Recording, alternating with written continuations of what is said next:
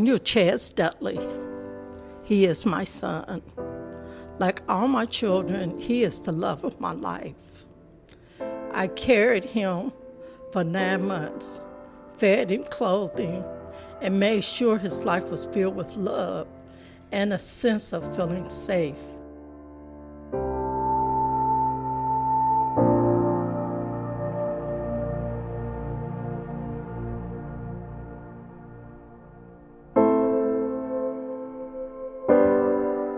Growing up, he was having fun and always quick to give you a smile. I made sure he knew how to find his way through church. He loved playing sports like most young boys do. He was my son and was full of life.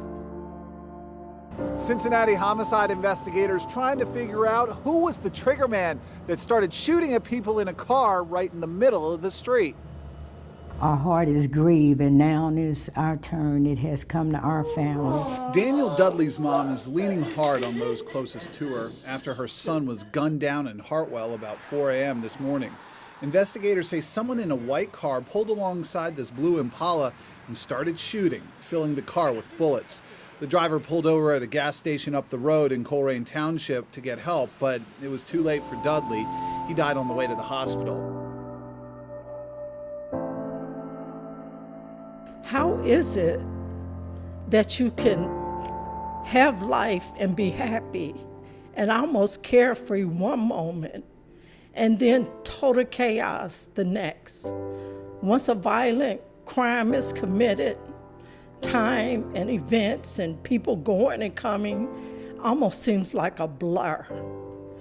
You're angry, then there's the dulling pain, and eventually you give into the blank emptiness and disbelief. Your intent is to be strong, accepting prayers from families, and all God's blessings from friends that may surround you, with becoming only a distraction. But something deep inside you awakens like a hibernating animal in the spring. It starts with one hunting question. Someone stole my son's life, and I want to know who and why.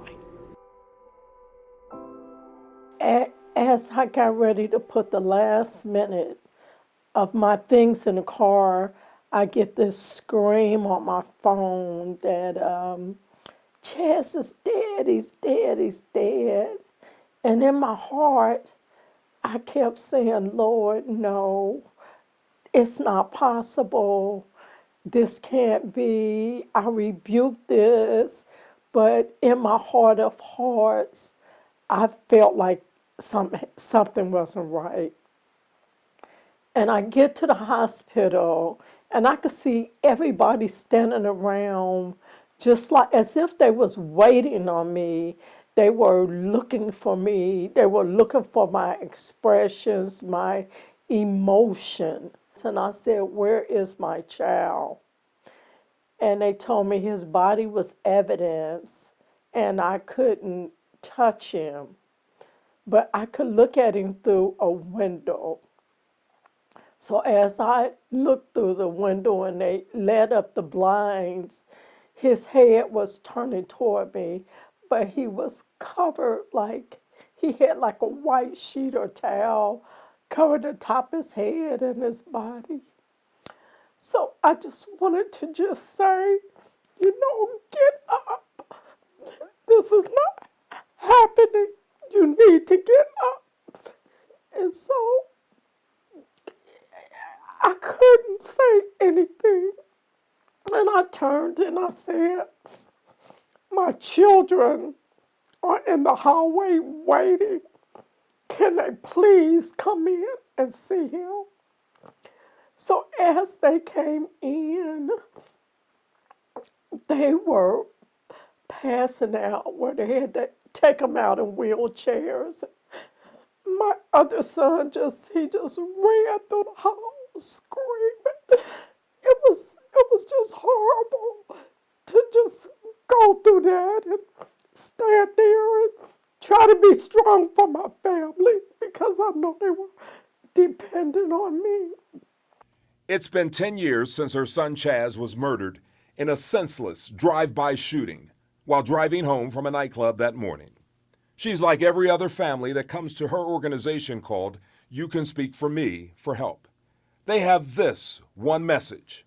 Just because the media headlines have gone away, just because it seems the police are investigating other crimes, we, the family, still remember. We will use whatever legal tools available to find you and find justice. Anytime a person loses a child, you have no clue of what to do. It's no rehearsal on how to handle the press or people coming up to you, or even how to handle a funeral when it's your child. Miss Hope, as she is known, and all the families she is helping share a similar experience. She has woven the message of Stop the Violence into a movement in Hamilton and Butler counties. With the support of Ohio Attorney General Mike DeWine, her mission to help families has taken the form of passing out cold case flyers, bookmarkers, and her specially designed cold case playing cards that have been adopted into Ohio prisons and county lockup facilities. Her See Something, Say Something media outreach strategy has become an important tool for local law enforcement. I asked the homicide department, do you pass out flyers or any information at a family, because I'm not experienced. I had no clue. They sent me to Crime Stoppers, which now I've been a member for 10 years. I received a flyer with a sketch, on chalk sketch, and they told me to pass it out in my neighborhood. I was so hurt. I just lost my child. They want to grow up. They want to grow up. They want to grow up. Stop the shoot. Stop the shoot. Through her organization, You Can Speak for Me, Miss Hope attempts to help families affected by violence maneuver through the maze of media, funeral arrangements, and law enforcement. And what is most important, she assures families they are not alone.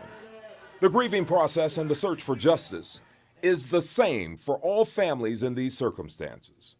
All you have to do is look into the eyes of another mother or father, and you'll see the pain in the faces of all of the grieving families. While struggling with her own loss, Miss Hope understands their sorrow can almost penetrate your soul.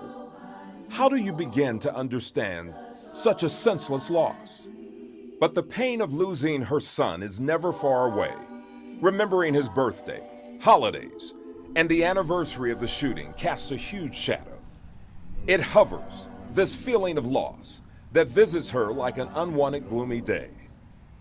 So what I did was, I did a bookmarker of my son with my prayers on it. And I started passing it out. And then I started sending it to the prisons and the jails so people could actually see that I was praying for justice. And this bookmarker was a part of my son and myself, of what I wanted people to see that happened to us. During the holidays, posters went up in Winton Hills as families who lost loved ones to violence put the faces of unsolved murders out there, looking to jar some consciences. Be accountable for what you know. Because that person that's sitting there telling you about all these crimes can't hold their guilt, so they pass it on to you. So you're just as responsible as that person, because now you've just carried his crime along with you. One of the primary missions of You Can Speak for Me is to give families a new purpose and desire for justice instead of revenge, putting them in touch with other agencies to search for salvation instead of hate. Also, how to maintain connections with local law enforcement authorities to continue the search for those who know they are guilty. There are monthly meetings sponsored for families to come together and share their ways of coping. While trying to find closure, it's important that families learn that there are many others just like themselves, trying to move beyond the disappointment. You Can Speak for Me is one of a few local organizations that have recognized the National Crime Victims' Rights Week. Held in April, the summit for the past 10 years has become one of the most prestigious gatherings in Ohio. headlined by judicial, law enforcement, and first responders from across the state, discussing and answering families' questions about how this process works. A lot of the families that I print for can't afford posters or flyers. So if I'm printing one, it was easier to print two or three and just put them on one sheet. I could print them personal reward cards for themselves and their families, and then be able to add that picture onto a community reward card and be able to put it out in the community and say, hey, this is what's going on in your community, and these how many unsolved homicides are in your community, and then it started growing from there. Ms. Hope has received many awards over the years for her work as a family advocate. Just 2 weeks ago, she received the Crime Stoppers Board Member of the Year Award from police agencies in Southern Ohio and Northern Kentucky. Crime Stoppers honors and thanks the 2017 Crime Stoppers Board Member, Hope Dudley. While humbled by those she holds in the highest regard for their service, her message was still the same. Thank you. It would be 10 years ago tomorrow that my son was murdered. A week after that, I sat on a Crime Stoppers telethon, and 10 years later, I'm still a Crime Stoppers board member. I'd like to leave you with, see something, say something. You can speak for me. Thank you.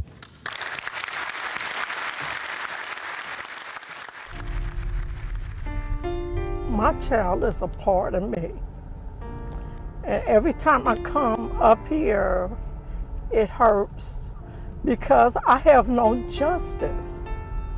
And until I get justice for my child, I won't have no rest. I need to know what happened to my child. And I think it hurts so much because I don't know what happened to him. And I need people to come forward and help me. There are good people doing good things in our Cincinnati community. In some cases, we may never know their names until tragedy strikes. For families affected by senseless crime, the pain never ends.